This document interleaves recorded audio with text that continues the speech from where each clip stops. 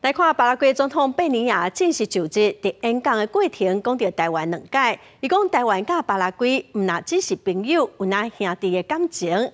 咱国的副总统赖清德是以特使的身份出席，阅兵典礼甲暗会拢是安排伫上瓦近贝尼亚的位置。赖清德嘛趁这个机会甲各国的大使互动。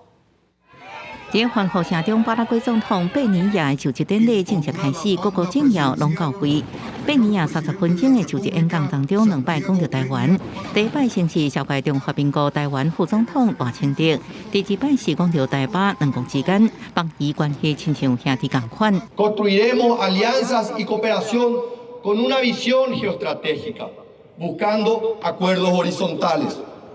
Nuestra relación con la República de China, Taiwán, es una muestra de esto y del espíritu amigable y cooperativo de Paraguay con naciones a las que tenemos un gran afecto y con quienes nos sentimos no solo aliados, sino que también hermanos. 以特使身份率团参加的赖清德把握机会，甲各国贵宾互动挨杀子，包含美国内政部长哈兰、甲巴西总统卢拉、西班牙国王菲利佩六世等人。就职典礼结束了后，赖清德也甲各国代表团去亚松镇大教堂参加宗教祈福仪式，过登去总统府向贝尼亚来致贺。